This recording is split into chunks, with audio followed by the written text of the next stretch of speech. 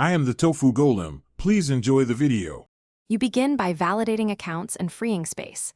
This is critical because transfers fail when credentials or storage are insufficient. First, sign into your Konami ID and platform account, then confirm linkage inside Efootball. Once done, free at least 1 to 2 GB on the destination device so temporary files can write.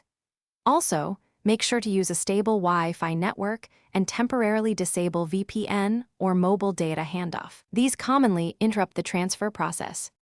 You now run the transfer sequence and follow prompts precisely because timing and confirmations matter. Start on the source device, open Efootball, select account transfer, export data, and note the one-time code. Then on the target device, open the transfer tool, enter your Konami ID and the code, and confirm the security PIN when requested. While transferring, keep both devices awake and on the same network, and watch the progress indicator.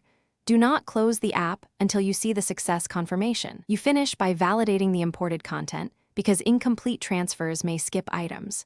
Check your squad, coins, items, and season progress. Make sure player data matches the source.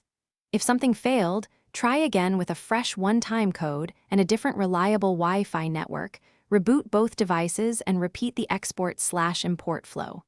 If problems persist, collect transfer logs and timestamps. Then contact Konami support. Provide those details so they can trace and resolve the specific transfer error. Thanks for watching. Consider subscribing if we helped you today.